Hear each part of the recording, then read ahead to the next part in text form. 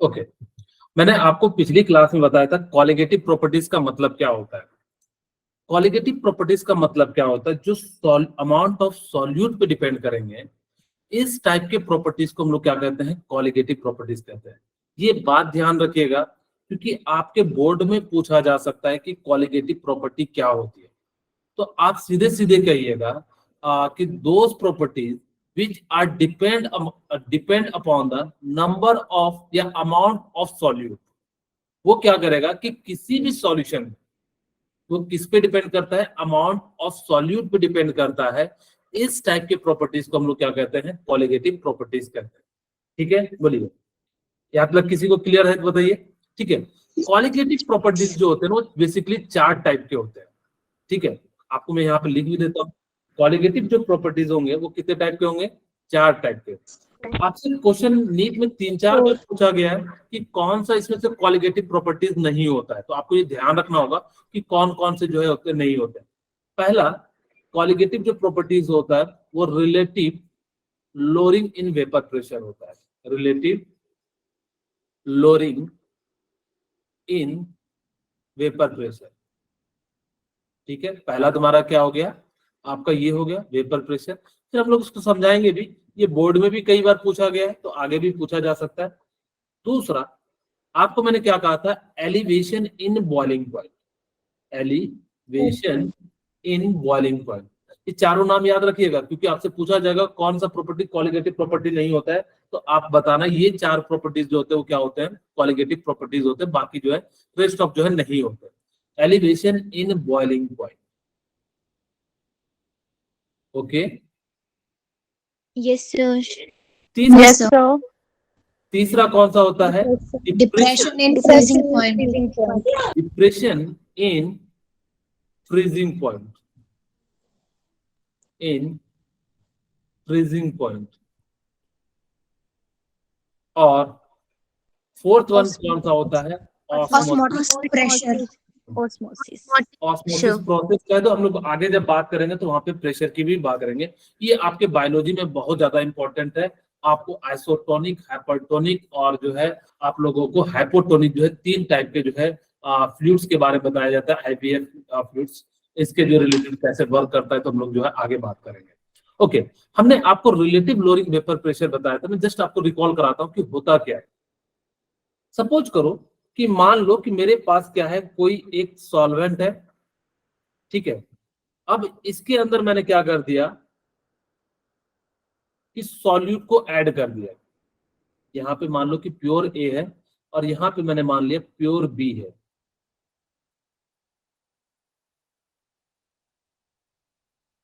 ठीक है, अब मेरे पास क्या है, यहाँ पे ए के मॉलिक्यूल्स है। ए को हमने क्या माना था, आप लोगों को बताया था, ए हमेशा मेरा कैसा होगा, सॉल्वेंट। ठीक है, ये कैसा हो गया, सॉल्वेंट हो गया। दूसरा ये क्या है, बीबी है और इसको हमने क्या माना था, सॉल्यूट माना था। ओके, ठीक है। अब ये है बीबी, इसके अंदर जो है ए के जो पार्टिकल्स हैं। ठीक है, और इसके अंदर क्या है, बीबी के पार्टिकल्स हैं। अब हमने क्या करा कि यहाँ पे इसको मिक्सचर बनाया।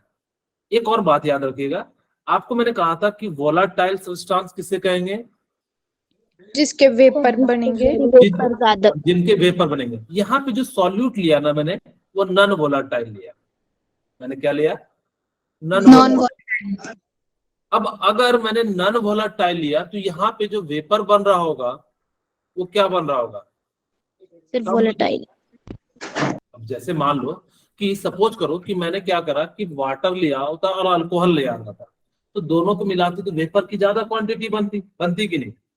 क्यों, क्योंकि उसके जो वेपर आसानी से कन्वर्ट हो जाते हैं। अब मैं मान लो कि इस पानी के अंदर मैं पत्थर रख दूं तो क्या वो वेपर में कन्वर्ट होगा क्या, नो सर। फॉर एग्जाम्पल देखो, मैं समझाता हूँ रियली।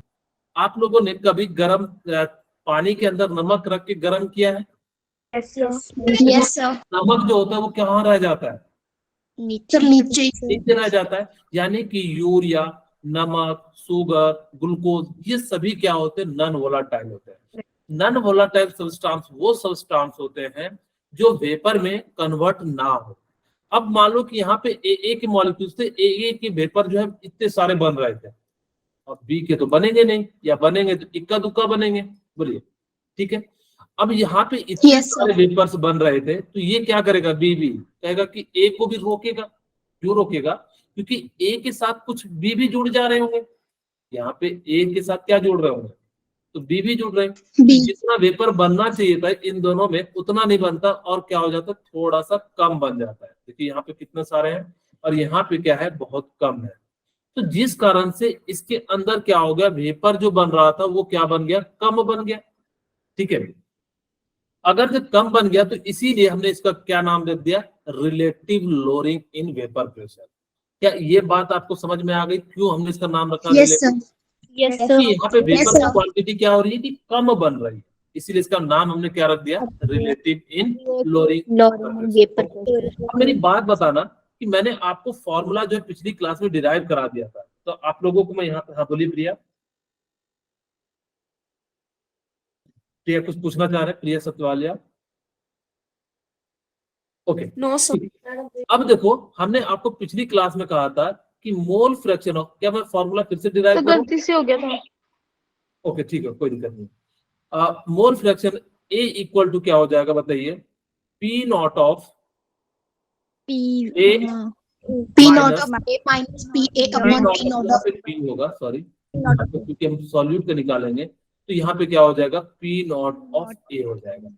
इसी को हम लोग क्या कहते हैं, रिलेटिव इन लोअरिंग वेपर प्रेशर। आपको इस फॉर्मूला याद रखना बेटा, क्योंकि Yes. आपसे क्वेश्चन पूछा जाएगा, तो मैं सारे टर्म को लिख देता हूँ, relative in lowering vapour pressure, lowering in vapour pressure लिख देता हूँ शॉर्ट में, ठीक है।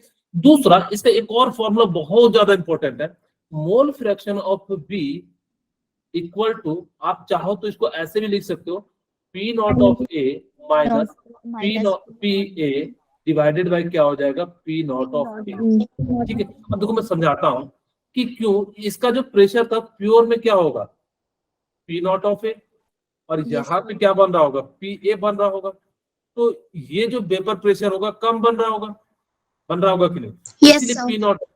लेकिन हमने आपको वहां पे दूसरे तरीके से बताया था, मैं यहाँ पे कर ही देता हूँ, क्योंकि आप लोग कहोगे सर आपने बताया नहीं। आपको मैंने कहा था पी ए इक्वल टू क्या फॉर्मूला था, P naught of A mole fraction of A. Mole fraction of A. Mole fraction of A. Very good. अब हमने कहा था कि पी ए आपको पता है कि अगर जो सॉल्यूट प्लस सॉल्वेंट है तो मोल फ्रैक्शन एक्स ए प्लस एक्स बी, इसको जीटा पढ़ते हैं, जीटा ए प्लस जीटा बी की वैल्यू कितनी हो जाएगी, 1. तो एक्स ए की जगह पे मैं क्या लिख सकता था, 1 माइनस, 1 minus यहाँ पे XB. एक्स की जगह पे क्या लिख सकता हूँ, 1 माइनस एक्स बी लिख सकता हूँ, Yes, sir. ओके। और ये क्या हो जाएगा, पी नॉट ऑफ ए।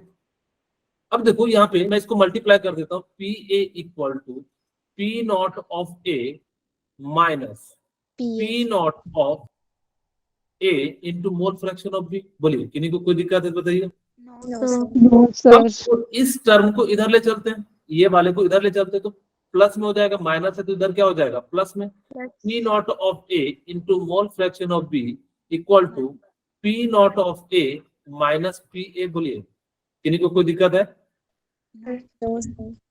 अब यहाँ पे mole fraction of B equal to क्या लिख सकते हैं, P naught of A minus P A divided by क्या हो जाएगा, मोल फ्रैक्शन की जगह पे हमने यहाँ लिखा है तो पी नॉट ऑफ ए, और इसी को हम लोग क्या कहते थे, यानी कि रिलेटिव इन लोअरिंग वेपर प्रेशर। आपको ना क्वेश्चन ना दूसरे तरीके से भी पूछा जाएगा, मोल के टर्म में। अगर मोल के टर्म में पूछा जाए तो ये आप बताना, mole of B divided by mole of A plus mole of B equal to क्या हो जाएगा, P naught of A into P A divided by क्या हो जाएगा, P naught of A. अब बस आपको ये फॉर्मूला कब यूज करना, जब आपको दो कंपाउंड दिए रहेंगे मोल के टर्म में। कैसे दिए रहेंगे, मोल के टर्म में दिए रहेंगे, तब आप क्या लगाना, ये वाला फॉर्मूला लगाना। अगर जब प्रेशर के टर्म में दिए रहेंगे तब आप क्या लगाना, ये वाला फॉर्मूला लगाना, ठीक है। आगे बढ़े। Yes, sir. अब Yes, हमारे sir. पास वही चीज वो कहता है कि देखो यहाँ पे आपको मैंने समझाया कि अलग अलग हमने लिया सॉल्वेंट बी, जो है सॉल्यूट कैसा लिया, नॉन वोलाटाइल। ये ध्यान रखना कि हमें सॉल्यूट कैसा लेना है, नॉन वोलाटाइल। वोलाटाइल लोगों तो वेपर प्रेशर जो है वो इंक्रीज हो जाएगा, ठीक है। अगर आपने क्या लिया, कि अगर जब वोलाटाइल होगा तो वेपर प्रेशर इंक्रीज हो जाएगा, तो relative lowering of vapour pressure नहीं होगा। ठीक है, अब यहाँ पे जैसे इसको इंक्रीज करोगे तो यहाँ पे जो है फॉर्मूला क्या हो जाएगा, P naught of A, sorry इसको मैं ऊपर लिख देता हूँ, P not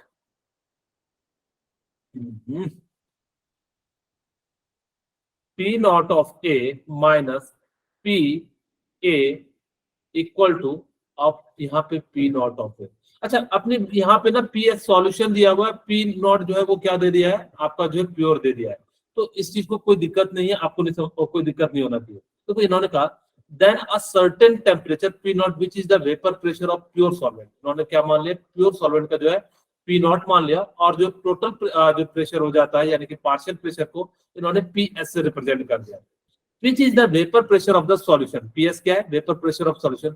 The decrease in the vapor pressure will be, अगर जो कितना डिक्रीज होगा तो इन्होंने डायरेक्ट फॉर्मूला लिख दिया, equal to mole fraction of B. यहाँ पे ध्यान रखना, मोल फ्रैक्शन बी का मतलब क्या है, मोल फ्रैक्शन ऑफ किसका लोगे, सॉल्यूट Solute. हाँ, मोल फ्रैक्शन ऑफ क्या लेना, सॉल्यूट का लेना। ये ध्यान रखना बेटा, कई बार बच्चे कंफ्यूज हो जाते हैं, वो क्या करते हैं किसी का भी रख के दे देते हैं आंसर, और जब निकालते तो क्या हो जाता है उनका गलत आंसर आ जाता है। आप इस चीज को जरूर ध्यान दीजिएगा कि आपको क्या निकालना है, मोल फ्रैक्शन ऑफ क्या निकालना है, बी निकालना है। ठीक है, यानी कि जो है सॉल्यूट का ही यहाँ पे निकालना, और इस प्रकार से ये वाला फॉर्मूला कब लगाना, जब आपको प्रेशर के टर्म में दिया रहेगा, और ये वाला फॉर्मूला कब लगाना, जब आपको क्या दिया रहेगा, जब जो है मोल के टर्म में दिया रहेगा। ओके, अब इसी चीज को उन्होंने जो मोल के टर्म में और इसके जो है इस टाइप से जो है अलग अलग करके जो इन्होंने क्या कर दिया है, यानी कि जो है लिख दिया है। ओके, अब जैसे आपके पास क्वेश्चन पूछा जाता है, how many gram of CH3OH should be added to water to prepare 150 ml of solution 2 molarity. खैर ये वैसे तो वेपर प्रेशर का क्वेश्चन है नहीं आपको, लेकिन फिर भी मैं एक क्वेश्चन करा देता हूं ताकि कि आपकी भी कॉन्सेप्ट क्लियर हो जाए। ओके, ध्यान दीजिएगा, आपको मोलारिटी पूछा है, कैपिटल एम है, इसका फॉर्मूला बताएंगे कोई क्या होता है, Number of moles solute. Moles of, solute, moles of क्या हो जाएगा, सॉल्यूट डिवाइडेड बाय, बोलिए, volume of volume of Solution in liter. Litre, अच्छा इन लीटर में लेना, ध्यान रखना इसमें किस में लेना है, इन लीटर में लेना है। ओके, अच्छा मोलारिटी कितना दिया हुआ है, 2 दिया हुआ है, ठीक है। यस सर, अब देखो आपसे पूछ रहा है CH3 हाउ मेनी ग्राम, यानी कि मोल तो आपको निकालना है मास, x divided by molar mass कितना हो जाएगा 1। 22.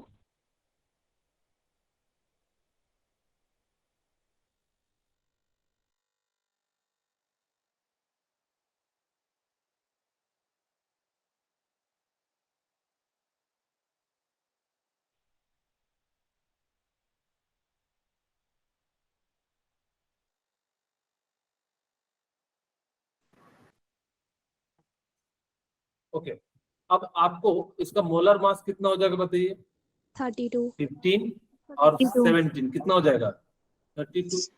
यस सर, यहाँ पे कितना लिख देता हूँ 32। ओके, अब आपसे देखो वॉल्यूम कितना दिया 150 ml, और 150 ml को आपको किस में लेना है, लीटर में, तो हम लोग कितने से डिवाइड कर देंगे 1000, अब यहाँ से क्या x की वैल्यू निकाल सकते हैं, बिल्कुल निकाल सकते हैं, मैं यहीं पे लिखता हूँ 2 equal to x/32 into 1000 divided by कितना हो जाएगा 150। बोलिए किसी को कोई दिक्कत है, ओके। अब यहाँ से हम लोग जो है सॉल्व करते हैं आगे, आपके पास क्या है 2 इंटू 32 इंटू 150 इंटू कितना लिख देंगे 1000 लिख देंगे, ये क्या निकल जाएगा x। अब ध्यान देना बेटा कि कई बार ना आप अगर इसको कैलकुलेट करते हो तो आपको ज्यादा समय लग जाएगा, मैं वैसे आपको करके दिखा देता हूँ, लेकिन मैं अगर इसको 30 मान लेता ना तो मेरा बहुत ज्यादा आसान काम हो जाता, लेकिन आपकी इच्छा होगी तो देखो 5 दिया और यहाँ पे जो है 20 हो जाएगा, तो यहाँ से भी इसको हम कटा देंगे तो कितना हो जाएगा 10 हो जाएगा, ठीक है। और यहाँ से हमने x इक्वल टू कितना हो जाएगा 96 डिवाइडेड बाय कितना हो जाएगा 10, तो x की वैल्यू कितनी आ जाएगी 9.6 ग्राम, इसका राइट आंसर क्या हो जाएगा A। ओके, तो बहुत आसान सा क्वेश्चन था, ये बनाइए, बड़ा बढ़िया क्वेश्चन है। क्या कहता है the vapour pressure of pure water is 60 ml, अब देखो वाटर का प्योर वेपर प्रेशर दिया हुआ है। प्योर का मतलब क्या हो गया, पी नॉट ऑफ H2O क्या है, सॉल्वेंट है। आपको मैंने कहा था उसको हम लोग क्या मान लेंगे, ए मान लेंगे। वो कितना वैल्यू दिया हुआ है, 60 mm ऑफ Hg दिया हुआ है। बोलिए ठीक है। At same temperature the Yes. Vapour pressure of solution containing 30 gram urea. अब आपको जो है मास दिया हुआ है, यानी कि वेट दिया हुआ है। वेट ऑफ यूरिया क्या दिया हुआ है, बोलिए 30 ग्राम 30 ग्राम दिया हुआ है। और एक और चीज दिया हुआ है, कितना क्या दिया हुआ है, सर वाटर का वेट ऑफ, सॉल्वेंट हाँ वेट ऑफ वाटर अभी यहाँ पे लिख देता हूँ या सॉल्वेंट लिख देते, फॉर्मूला में हमें पता लगना चाहिए। यहाँ पे वाटर लिख देता हूँ, ब्रैकेट में सॉल्वेंट लिख देता हूँ। सॉल्वेंट कितना दिया हुआ है, 72 ग्राम यहाँ पे H2O लिख दो। ओके, अब मुझे बताओ क्या इन दोनों से मोल निकाल सकते हैं? Yes. तो आप मुझे बताइएगा, वेट ऑफ यूरिया 30 ग्राम दिया हुआ है, यूरिया का फॉर्मूला को बताना चाहेंगे? Sir H2CO NH2 H2CO NH2. Okay, NH2CO NH2 ये क्या होता है, यूरिया का फॉर्मूला होता है। इसका मोलर मास कितना होता है? सर 60 तो यहाँ से मोल कितना निकल जाएगा, mole of urea equal to क्या हो जाएगा बताइए, 30 डिवाइडेड बाय 60 इक्वल टू कितना हो गया, 1/3। 0.5. उसी तरीके से अब यहाँ पे मोल ऑफ H2O निकाल लेंगे। आपके पास कितना मास दिया है, वेट ऑफ 70 और मोलर मास कितना होता है H2O का, 18। यहाँ से कितना मोल आ गया, 4। अब आपको जो है आपके पास फॉर्मूला क्या है, अब मुझे बताइए, the vapour pressure of pure water is 60 mm Hg at same temperature, find the vapour pressure. Basically यहाँ पे हमें जो है कौन सा लॉ लगाना है, रॉड्स लॉ लगाना है। ठीक है, आपके पास फॉर्मूला क्या था, PA equal to P naught of A mole fraction of B A ठीक है। ओके, अब यहाँ से हम लोग क्या करेंगे कि इस प्रकार से हम लोग क्या कर लेंगे, फॉर्मूला लगा लेंगे। अब जैसे ही हमारे पास यहाँ पे मोल फ्रैक्शन निकाल लेते हैं, मोल फ्रैक्शन ए यानी कि किसका चाहिए आपको, आपको यहाँ पे देखो the vapour pressure of pure water, आपको यहाँ पे सॉल्यूट का पूछा है, तो हम लोग दूसरा फॉर्मूला लगाएंगे। PB इक्वल टू कितना हो जाएगा, P naught of B mole fraction of B. fraction of sorry B not of B mole fraction of B। ठीक है, अब आपके पास प्योर वेटर और प्योर वेपर प्रेशर वाटर का दिया हुआ है, यानी कि P नॉट ऑफ A दिया हुआ है। ओके चलिए ठीक है, और आपके पास PA इक्वल टू क्या हो जाएगा, 60 इंटू मोल फ्रैक्शन, हम जो है निकालते हैं A का कितना हो जाएगा, A का मास कितना हो जाएगा बताइए, 4 डिवाइडेड बाय कितना हो जाएगा, 1/2 प्लस कितना हो जाएगा, 4। बोलिए मोल फ्रैक्शन ऑफ क्या हो जाएगा, H2O। ठीक है, यस सर। अब देखो ध्यान से, अब यहां से इसको सॉल्व करोगे तो यानी कि कितना हो जाएगा, 4 डिवाइडेड बाय 9/2। यहाँ से इसको सॉल्व कीजिएगा तो 8 + 1 यानी कि कितना हो जाएगा, 9/2। और इसी को हम लोग लिख सकते हैं 4 × 2 डिवाइडेड बाय 9। बोलिए किन्हीं को कोई दिक्कत है, मैं यहाँ पे लिखूं 8 बाय कितना हो जाएगा, 9 हो जाएगा। अब इसको अप्रॉक्स देखो कटा दो, 3 से कटेगा तो 20 और यहाँ पे कितना आ जाएगा, 3 आ जाएगा। ओके, अब देखो PA इक्वल टू कितना हो जाएगा, अगर जब यहाँ से कितना ले लो 20 इंटू 2 पॉइंट कितना हो जाएगा, 6 के करीब हो जाएगा। तो यहाँ से इसको सॉल्व करेंगे तो कितना हो जाएगा, 52 mm ऑफ Hg हो जाएगा। ठीक है, यानी कि ये जो है क्या हो जाएगा, आपका जो है पार्शियल प्रेशर ऑफ जो है किसका हो जाएगा, यानी कि इस प्रकार से निकाल सकते हो। ओके, अब देखो यहाँ पे ध्यान दीजिए, the vapour pressure of two liquid P and Q are 80 and 60 top. देखो दो वेपर प्रेशर दिया है टू लिक्विड्स का, P and Q का वो कितना दिया हुआ है, 80 and 60 top. The total vapour pressure of solution obtained by mixing 3 mole of P and 2 mole of would. अब आपसे जो पूछ रहा है कि बताना है कि कितना ज्यादा जो है इसका प्रेशर होगा। ठीक है, okay, the vapour pressure of two liquid, आपको क्या क्या दिया हुआ है, कोई भी दो लिक्विड है, P का जो है वो कितना दिया हुआ है, 80 टॉर दिया हुआ है, और Q का जो दिया हुआ है वो कितना दिया हुआ है आपको, 60 टॉर दिया हुआ है। तो टॉर का मतलब क्या होता है, एक ATM में या 1 बार में 760 टॉर जो होता है प्रेशर होता है। 1 बार में जो है कितना हो जाता है, 760 टॉर के बराबर हो जाएगा। ठीक है, ये प्रेशर की एक यूनिट होती है। ओके, बोलिए यहाँ तक कि नहीं को कोई दिक्कत हो तो बता दीजिए। और दूसरा आपको दे रखा है total vapour pressure of solution obtaining by mixing of 3 mole of P and 2 mole of. आपको पीटी इक्वल टू क्या हो जाएगा, पीए सॉरी पीटी इक्वल टू क्या हो जाएगा, पीए प्लस पीबी। Yes, sir. और पीए की जगह पे आप क्या ले सकते हो, P naught of A A P mole naught fraction of of B mole fraction of P A naught plus of B P naught of B mole mole fraction fraction of of क्या B हो जाएगा, B हो जाएगा। यही आपसे पूछा है।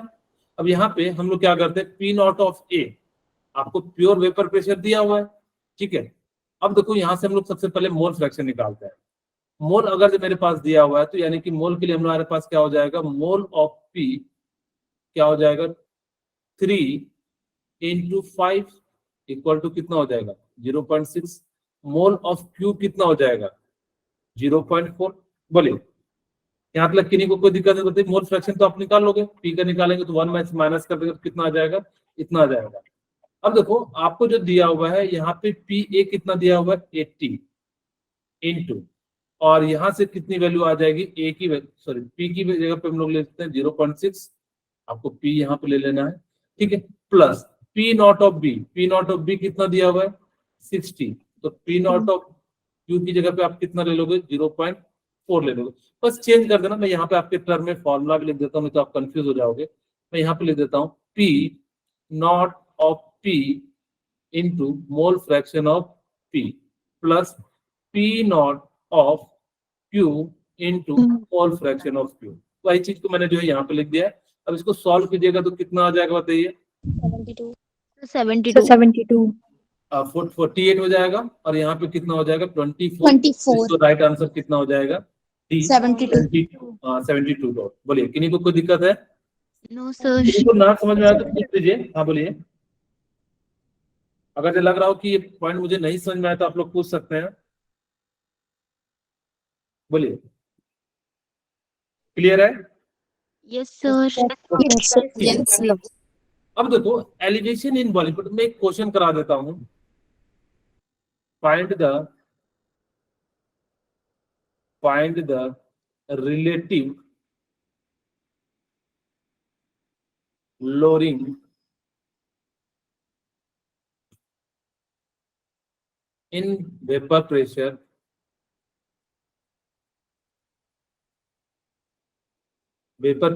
of 2 mole of urea and 10 mole of water। Okay, अगर आपसे वैसे तो वहां पे मास दिया रहेगा, लेकिन मैंने आपको एक स्टेप कम कर दिया। तो आपके पास मोल फ्रैक्शन का फॉर्मूला क्या है। अब देखो यहाँ पे आपको मैंने कहा था कि मोल फ्रैक्शन जो होता है वो क्या होता है, एक्स बी डिवाइडेड बाय क्या होता है, एक्स ए प्लस एक्स। अब यानी कि P ऊपर में क्या हो जाता है, P नॉट ऑफ क्या हो जाएगा A minus P naught of क्या हो जाएगा, सॉरी पी ए नॉट नहीं होगा, ठीक है, डिवाइडेड बाय क्या हो जाएगा P नॉट ऑफ A हो जाएगा। अब इसी को तो हम लोग क्या कहते हैं, रिलेटिव इन लोअरिंग वेपर प्रेशर। तो मैं यहीं से डायरेक्ट लिख सकता हूँ मोल ऑफ बी, बी यानी कि यूरिया है, तो कितना हो जाएगा 2 डिवाइडेड बाय 10 प्लस 2, यानी कि कितना आ जाएगा आपका 1/12 और इक्वल टू कितना हो जाएगा 1/6। यानी कि आपको वो दिया रहेगा एटीएम में निकालना है, तो हम लोग जो है एटीएम में यहाँ पे लिख लेंगे 0 पॉइंट कितना हो जाएगा 1 के करीब करीब हो जाएगा। ठीक है, तो इस प्रकार से आप लोग क्या कर सकते हो, जब ध्यान रखना मोल दिया रहेगा तो वो आपको सीधे सीधे मोल नहीं देगा, वो क्या दे देगा 40 gram of urea and 70 gram of water. इस प्रकार से देके आपको एक स्टेप और ज्यादा जो है काम करवाएगा। ठीक है, अब हम बात करते हैं एलिवेशन इन बॉइलिंग पॉइंट।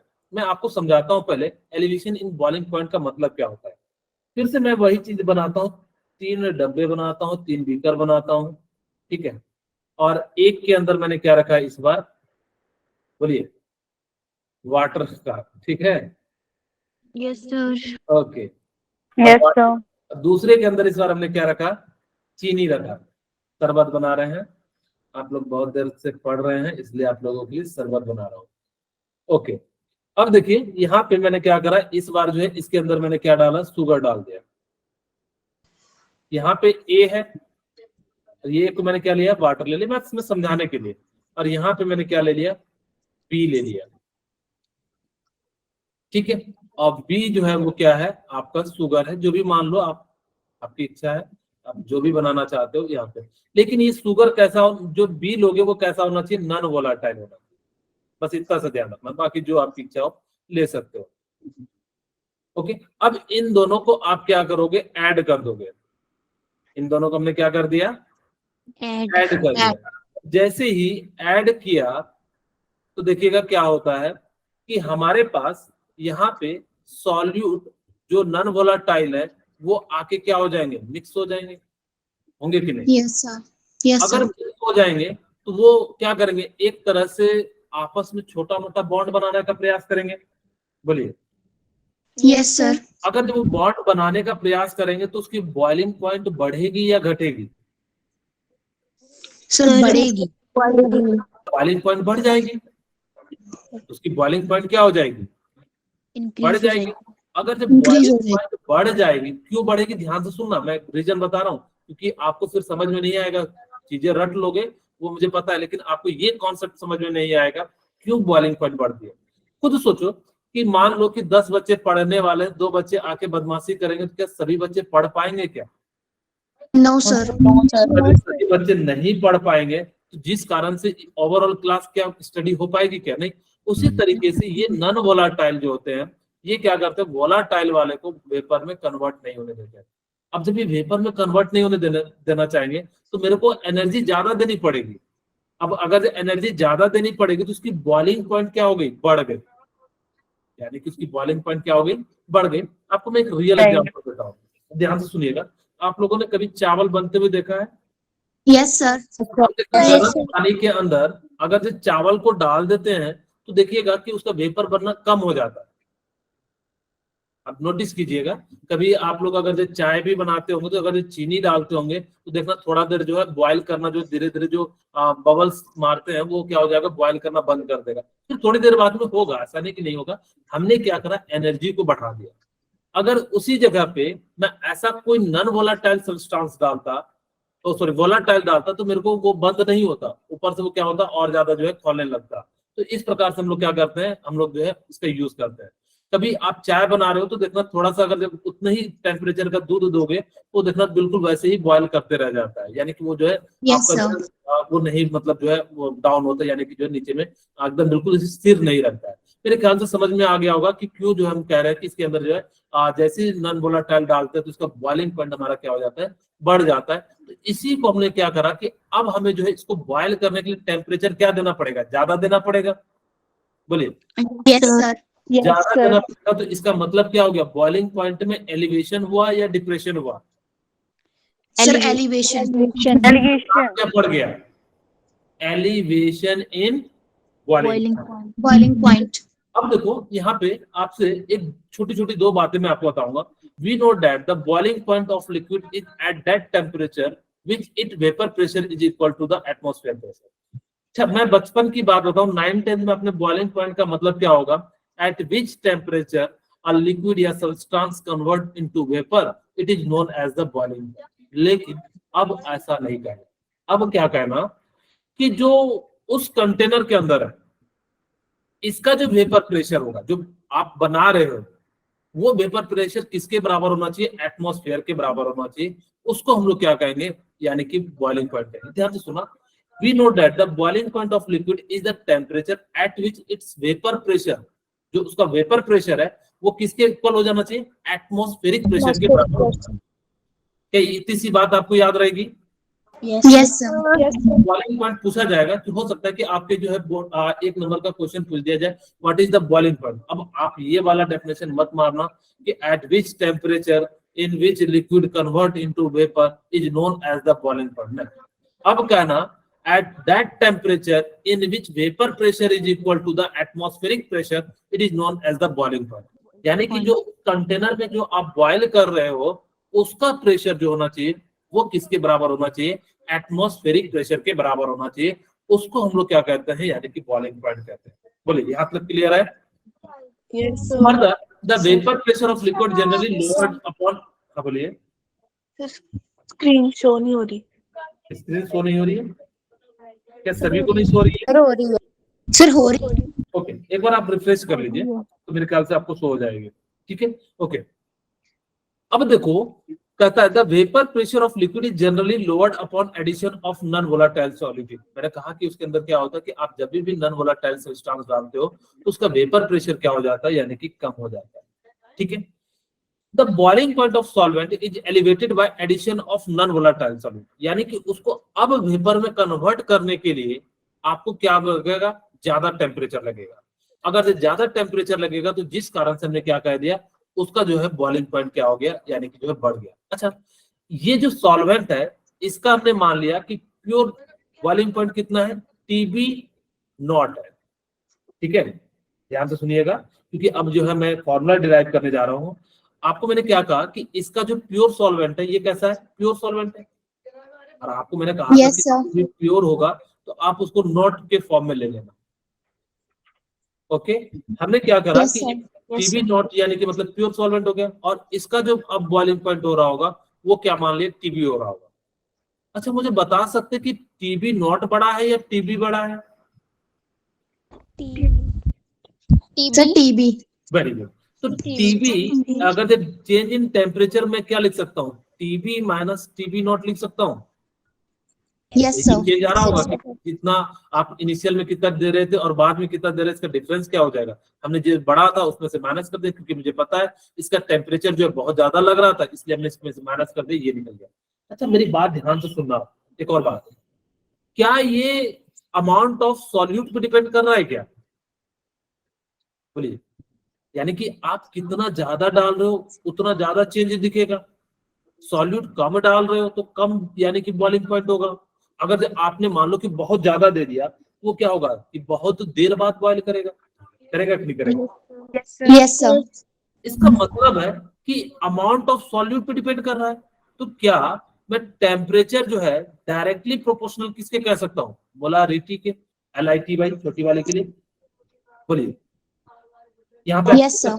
तो इसी चीज को टेम्परेचर यानी कि यहाँ पे जो आप टोटल टेम्परेचर ना डेल टी भी मैं कह दूं तो यानी कि डेल टी की कांस्टेंट हटाएंगे इस प्रोपोर्शनलिटी को, और यहाँ पे मैंने क्या ले लिया, केबी इंटू एम ले लिया, और ये जो हमारा क्या हो गया, फॉर्मूला हो गया। इसको अलग से यहाँ पे लिखता हूँ, डेल्टा टी इक्वल टू क्या हो जाएगा बताइए। यहाँ पे बॉइलिंग है तो यानी कि जो है एलिवेशन बॉइलिंग पॉइंट है तो मैं boiling elevation in boiling point लिख देता हूँ। ठीक है, इक्वल टू आपके पास क्या है, के बी इंटू मोलैरिटी। आ सकते हो कि मुझे एम यहाँ पे क्या है, सर मोलालिटी।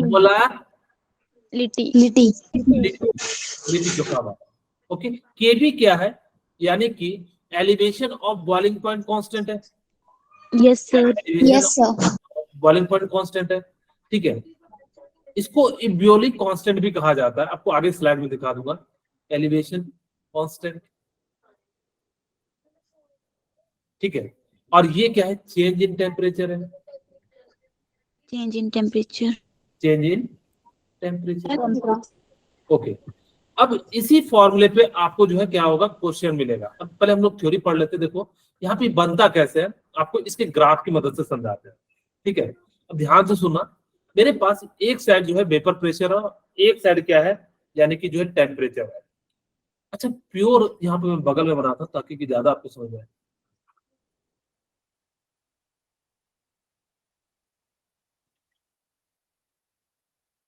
ओहो, one minute।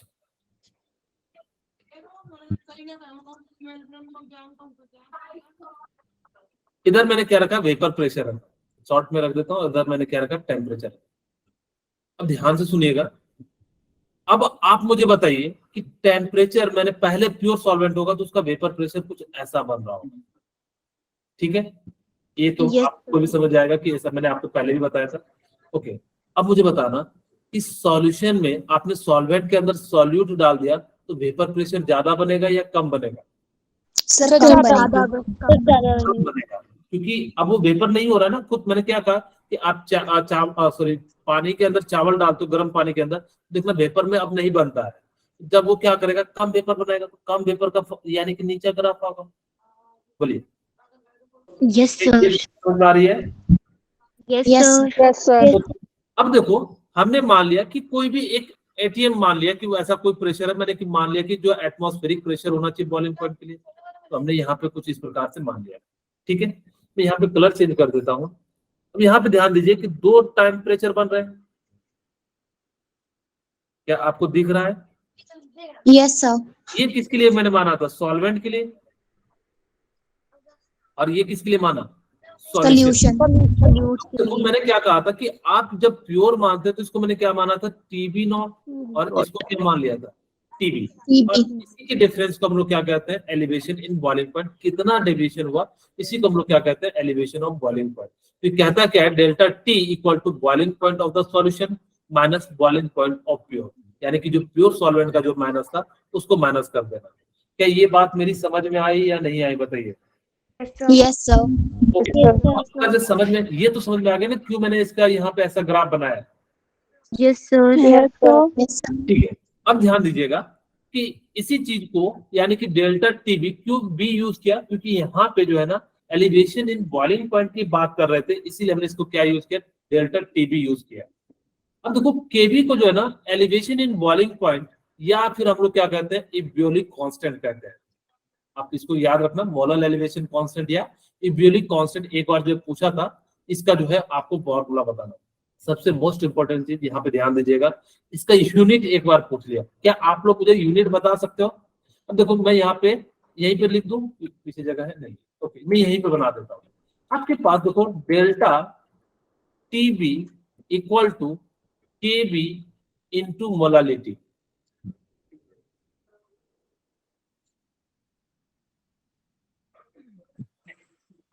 One minute, okay ठीक है। अब मेरी बात ध्यान से सुनिएगा, आपसे इसका यूनिट पूछ लिया था केबी का, यानी कि इब्योलिक कांस्टेंट का। मुझे बताइएगा केबी इक्वल टू मैं क्या लिख सकता हूँ? सॉरी मैं सर, यहाँ पे मोल फ्रैक्शन नहीं होगा, यहाँ पे क्या हो जाएगा? मोलारिटी छोटी। modality, सर मोलैलिटी, हाँ वेरी गुड, थैंक यू। अब देखिए यहाँ पे केबी इक्वल टू मैं क्या लिख सकता हूँ? Del T B delta T B by F yes sir, divided by M, M, छोटी एम। ये कैसा होना चाहिए? छोटी एम होना चाहिए। अब देखो ध्यान से, टेम्परेचर का क्या यूनिट होता है? केल्विन Kelvin, और छोटी मोलालिटी का क्या होता है? मोल divided by mass of solvent. और किसमें लेते हो? केजी में। में, बोलिए,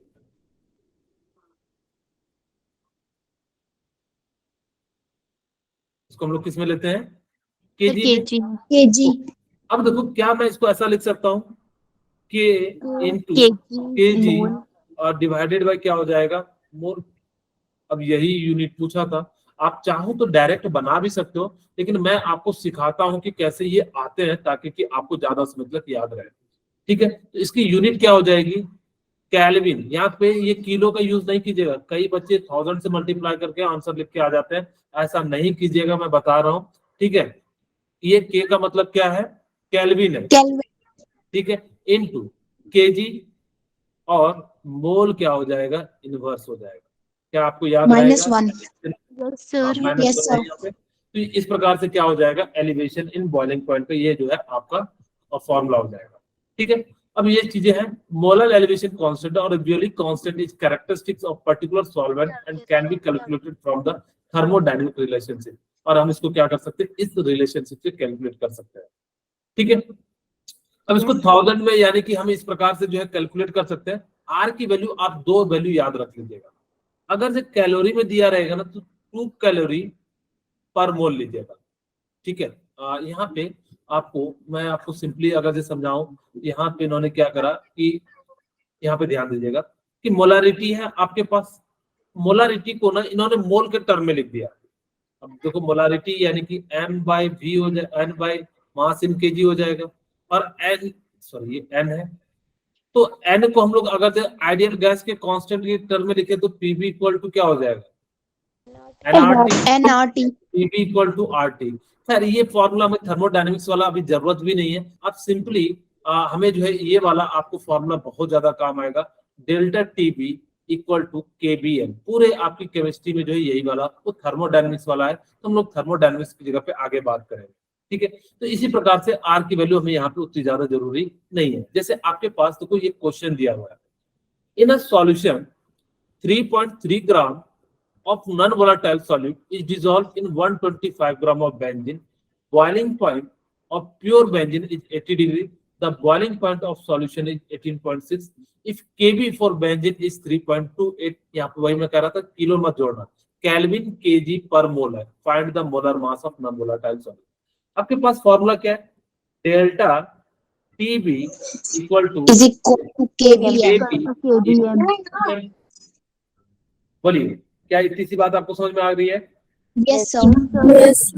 अब देखो, डेल्टा टीबी का डिफरेंस आपको प्योर बेंजीन का 80 डिग्री दिया हुआ है और Yes, इनका sir. कितना दिया हुआ है 18.6। तो मैं यहाँ पे लिख सकता हूँ प्योर बेंजीन, हम लोगों ने फॉर्मूला लिखा था, फॉर्मूला भी लिख देता हूँ। आपको क्या कहा था? T B minus TB minus TB naught. Equal to K B into M हो जाएगा। बोलिए, ठीक है। अब मुझे Yes, sir. की वैल्यू कितनी दी हुई है? यहाँ पे 80.66 और Yes, sir. प्योर की वैल्यू कितनी दी हुई है? प्योर बेंजीन की 80 डिग्री दी हुई है। Yes, sir. और केबी की वैल्यू कितनी दी हुई है? 3.28 3.28 Kelvin kg per mole. आपके पास क्या है कि इन 3.3 जो है क्या दिया हुआ है? नॉन वोलेटाइल सॉल्यूट दिया हुआ है, ठीक है। और आपसे क्या पूछ रहा है? मोलर मास, यानी कि 3.3 डिवाइडेड बाय एक्स। बोलिए, क्या ये बात समझ में आई? Yes, sir. मास ऑफ क्या हो जाएगा? सॉल्वेंट। मास ऑफ सॉल्वेंट कितना दिया हुआ है? 125 ग्राम। क्या मैं 125 ग्राम लिखूंगा या इसको 1000 से डिवाइड करूंगा? So 1000 से divide. Very good. अब यहाँ से क्या हम कैलकुलेट कर सकते हैं? 0.66 equal to 3.28 into 3.3 divided by X into 1000 divided by, बोलिए 125 लिख दो। ये 25 से कट जाएगा। बोलिए, Yes, और ये sir. कितनी बार में कटेगा? 5 बार में। और ये कितनी बार में कटेगा? यानी कि 8 बार में कट जाएगा। यहीं पे लिख देता हूँ। अब x की वैल्यू लिखनी है तो इसको मैं इधर ले चलता हूँ। x इक्वल टू क्या हो जाएगा? 3.28 इंटू 3.3 इंटू 8 डिवाइडेड बाय कितना हो जाएगा? 0.66 हो जाएगा। बोलिए, इन्हीं को कोई दिक्कत है बताइए? अच्छा, यहाँ से मैं यहाँ से कटा देता हूँ, या एक 10 और ऊपर में कितना 10 आ जाएगा। ये कितनी बार में कट जाएगा? 2। और ये कितनी बार में कट जाएगा? 4 बार में। बोलिए, किन्हीं को कोई दिक्कत है बताइए? अब यहाँ से कितना हो जाएगा? 4 से मल्टीप्लाई करते तो कितनी बार में आ जाएगा? 32। और ये कितना हो जाएगा? 11। और यहाँ पे कितना हो जाएगा? 1। और ये 13। 1 इंटू 10, यानी कि आपके पास कितना हो जाएगा? सॉरी, 2 डिजिट है ना, तो 131 आ जाएगा, ठीक है। मल्टीप्लाई के बाद यहाँ पे 131 की जगह पे 13.12 इंटू 10 आ जाएगा। और करीब करीब जो है 131 ग्राम जो होगा उसका मोलर मास हो जाएगा। बोलिए, क्या समझ में आ रहा है आपको? Yes, sir. आपकी को अगर डाउट हो तो पूछ लीजिए अभी। बस ये कैलकुलेशन है और कुछ है नहीं यहाँ पे। आपको बस कॉन्सेप्ट जो था यही तक था, आपको लगाना कैसे है वो चीजें जो है आपको। अच्छा, ये बनाइए, बहुत ही आसान सा क्वेश्चन है।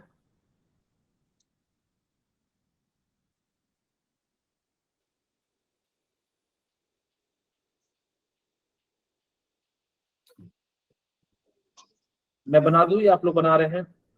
So बना रही. ओके, बनाइए, ट्राई कीजिए 1 minute.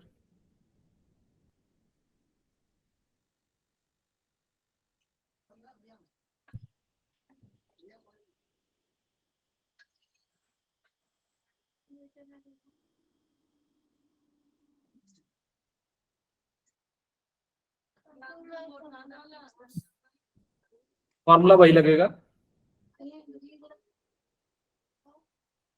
Okay, very good. Ridhan Vanshi, जिनका बन गया हो बाकी लोग भी करें।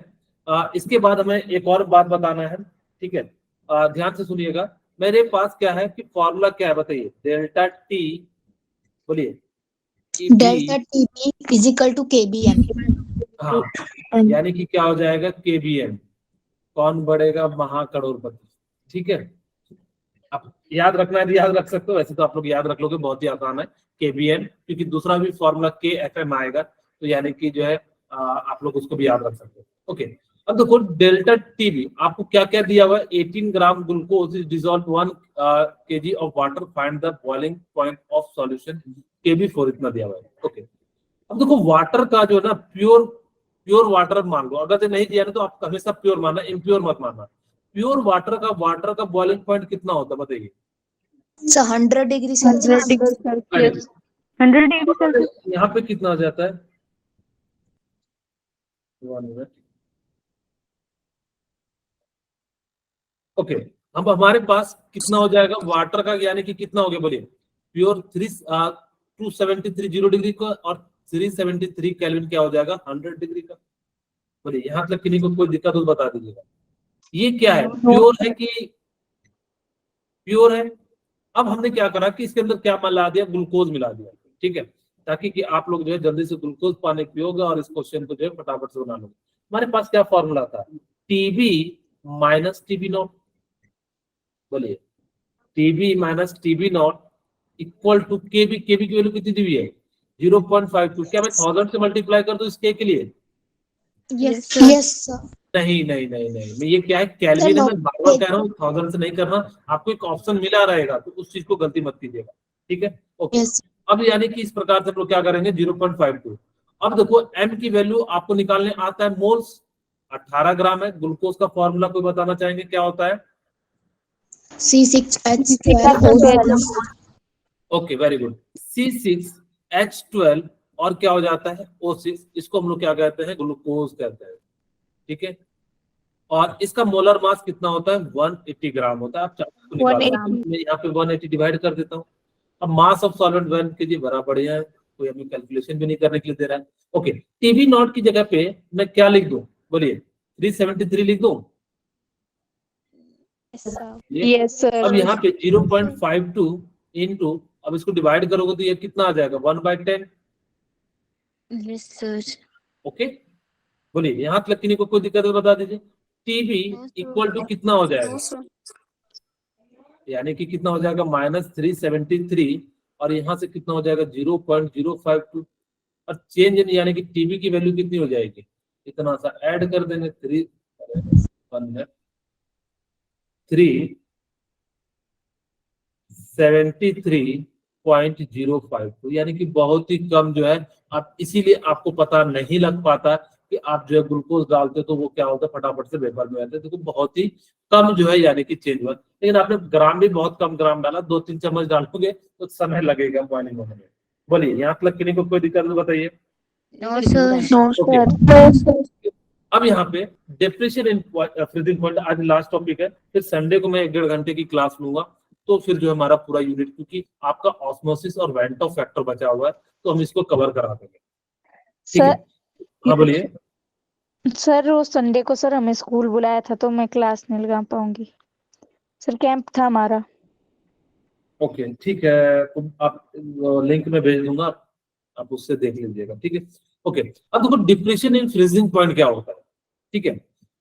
यहाँ पे क्या होता है कि जब आप सॉल्यूट को डालते हो ना, तो वो जो ना बॉयल जो होना चाहिए था, वो सपोज जमना जो चाहिए था। आप बोलिए प्रिया। प्रिया कुछ पूछना चाह रहे हैं? सर आपने कब तक पढ़ाना है? बस ये लास्ट कॉन्सेप्ट है, 4-5 मिनट और लगेंगे, मैं इसको कवर कर देता हूँ, ओके सर। ठीक है? डिप्रेशन इन फ्रीजिंग पॉइंट, ये आपको देखो, अगर से आप अभी पढ़े हुए रहोगे तो जब आपके स्कूल में पढ़ाया जाएगा तो आपको ज्यादा समझ में आएगा। बिल्कुल वहां पे ऐसा लगेगा कि बहुत ही हल्की चीजें पढ़ाई जा रही है। यहाँ पे हम लोग काफी चीजें जो है आपको क्योंकि नीट के पॉइंट ऑफ व्यू से पढ़ा रहे हैं, क्वेश्चन भी बनवा रहे हैं, और आपको भी मैं क्वेश्चन भी दे दूंगा थोड़ी देर में, जैसे ही आपकी क्लास खत्म होगी तो आप उनका जो है सॉल्व कर लेना, ठीक है? कहते the freezing point of liquid is that temperature at which the liquid and it's solid state. यहाँ पे क्या होता है ना कि जैसे ही आप नॉन वोलेटाइल सब्सटेंस को डालते हो, तो जिस टेम्परेचर पे फ्रीज होना चाहिए था ना, वो फ्रीज नहीं होता। क्यों? क्योंकि वो क्या करता है कि जब आपके पास एक एक्स्ट्रा आपको क्या लगाना पड़ेगा, एनर्जी लगाना पड़ेगा, या उसको कम करने के लिए जो लगाना पड़ेगा, जिसमें समझाने के लिए आपको ऐसे नहीं समझ में आएगा, मैं वापस 3 डब्बे बनाता हूँ, या पिछले वाले डब्बे में चले जाते हैं। यहाँ पे देखिएगा, ध्यान से सुनिएगा, मैंने क्या करा कि इस बार जो है ना मेरे को सॉल्वेंट है, इसको सपोज करो कि आपको फ्रीज करने के लिए आपको TF0 जो है टेम्परेचर चाहिए, ठीक है। अब आप उसको टेम्परेचर कैसा चाहिए, TF0 चाहिए। अब आपने क्या कर दिया, यहाँ पे नॉन वोलेटाइल सब्सटेंस डाल दिया, जिस कारण से इसका जो फ्रीजिंग पॉइंट होता है ना वो कम हो जाता है। क्यों कम हो जाता है, क्योंकि इसके अंदर जो ना आपस में ही बॉन्ड बनना शुरू हो जाता है, जिस कारण से मॉलिक्यूल्स बहुत ज्यादा क्लोज हो जाते हैं, और इस कारण से क्या हो जाता है, इनकी जो बॉइलिंग पॉइंट है वो क्या हो जाती है, कम हो जाती है। और जैसे ही कम हो जाती है तो फ्रीजिंग पॉइंट में भी क्या आ जाएगी, कम आ जाएगी। वही कहते हैं freezing point of the solvent minus freezing point of the solution. मैं यहाँ पे एक बना ही देता हूँ ताकि कि ज्यादा समझ में आए, क्लियरिटी आए, नहीं तो फिर आप कहोगे। मैं जल्दबाजी के चक्कर में खत्म नहीं करना चाह रहा हूँ, 2 मिनट भले मेरे को ज्यादा समय लग जाए, लेकिन आपको समझ में आना चाहिए। मैं जल्दबाजी करके क्या फायदा, इसलिए प्लीज आप लोग वेट कीजिए 5 मिनट, 5 मिनट नहीं लगने दूंगा, मैं जल्दी जल्दी कर रहा हूँ। ओके,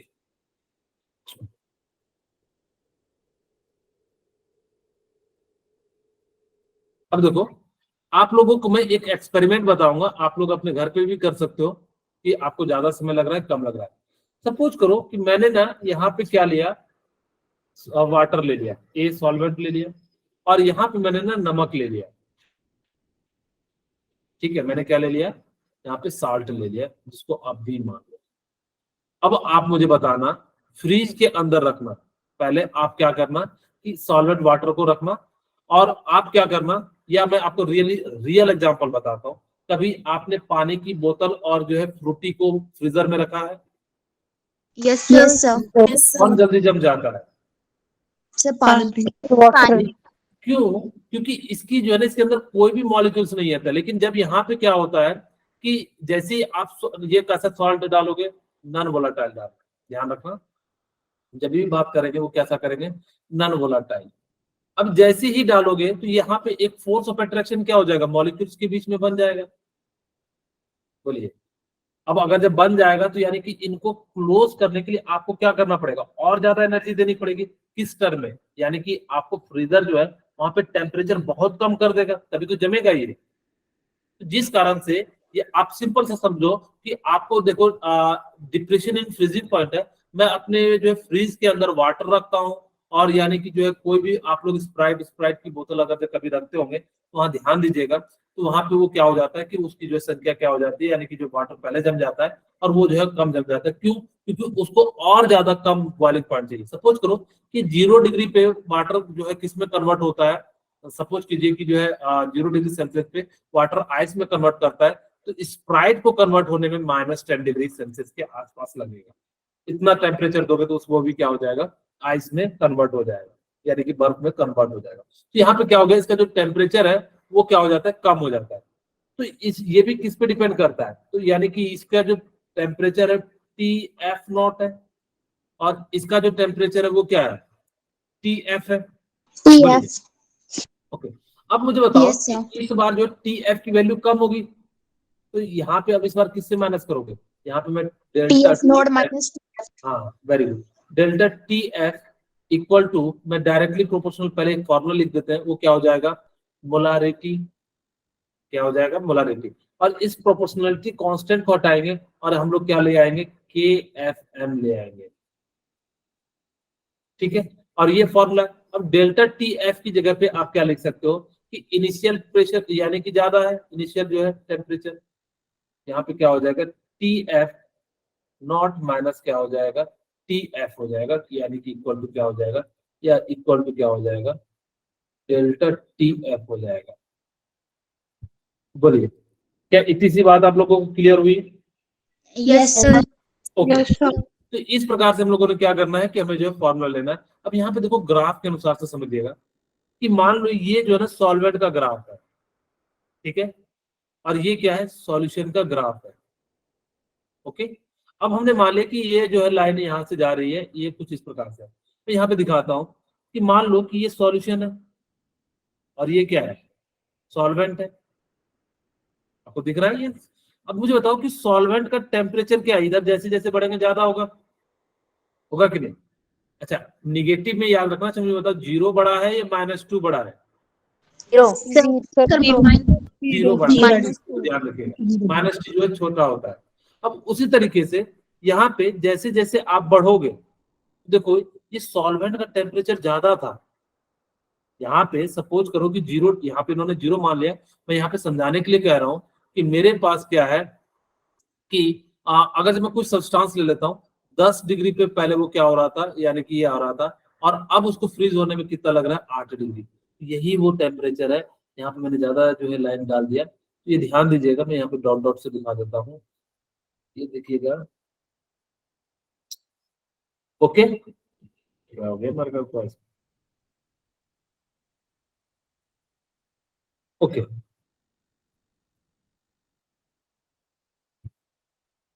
अभी इस प्रकार से क्या हो जाएगा, ये जो है हमारा हो जाएगा, ठीक है। अब जैसे होगा तो देखिएगा सॉल्वेंट का टेम्परेचर ज्यादा है, सॉल्यूशन का टेम्परेचर क्या है, कम है, तो इसी को हम कम लोगों ने क्या कहा, डिप्रेशन इन फ्रीजिंग पॉइंट। यहाँ पे देखो टेम्परेचर का क्या हो गया, कमी हो गया, और इसी को हमने क्या नाम दे दिया, डिप्रेशन इन फ्रीजिंग पॉइंट। अब इसका फॉर्मूला आप लोगों को याद रखना क्या हो जाता है, delta T F Delta TF is equal to KFM. होता है, उसको हम लोग क्या कहते हैं, क्रायोस्कोपिक कांस्टेंट कहते हैं। याद रखना, आपसे पूछा जाएगा फ्रीजिंग पॉइंट में के एफ का फुल फॉर्म क्या होता है, क्रायोस्कोपिक जो होता है, यानी कि क्या होता है, कांस्टेंट होता है। अच्छा मुझे बताओ के एफ का आप यूनिट निकाल सकते हो क्या? तो के Yes, F sir. Equal to क्या निकाल सकता हूँ, delta T F into Upon M. upon okay, M. यहाँ से ठीक है। अब देखो डेल्टा टी की यानी कि केल्विन हो जाएगा, और मोल के लिए यानी कि क्या हो जाएगा, मोल, और डिवाइडेड बाय क्या हो जाएगा, Sir, पर में यानी कि क्या हो जाएगा, यहाँ पे आपने kg per mole. टेम्परेचर के लिए केल्विन, और मोलारिटी के लिए आपके पास क्या हो जाएगा, मोल, और डिवाइडेड बाय केजी। yes ऊपर में sir. क्या चले जाएगा, केजी, और क्या हो जाएगा, मोल। Mole. Mole per mole. ठीक है, आपको ये अगर जब पूछा जाए के एफ का यूनिट जो है तो क्या लिखोगे, केल्विन केजी मोल इनवर्स हो जाएगा। और के एफ का मतलब क्या होता है, क्रायोस्कोपिक, और केवी का मतलब क्या होता है, इब्योलिक कांस्टेंट होता है। ठीक है, तो आप इस चीज को याद रखिएगा। अब ये देखो कहता क्या है, is defined as the depression of freezing point produced when 1 mole of solute dissolved in 1000 gram of solvent। इसका मतलब है कि अगर आप 1 मोल को, अगर जब आप 1 केजी के अंदर डिसॉल्व करते हो तो कितना चेंज आया, इसी को हम लोग क्या कहते हैं, क्रायोस्कोपिक, जो है हम लोग क्या कहते हैं, डिप्रेशन कांस्टेंट भी कहा जाता है। ठीक है, आज मैं ज्यादा देर आप लोगों का वेट करवा दिया तो सॉरी। अब कल हम लोग जो इस पे क्वेश्चन करेंगे, जब भी नेक्स्ट क्लास होगी संडे को, और उसके बाद जो हम लोग आगे इसकी बात कर लेंगे। ठीक है, तो मैं यही क्लास रखता हूँ। Yes sir.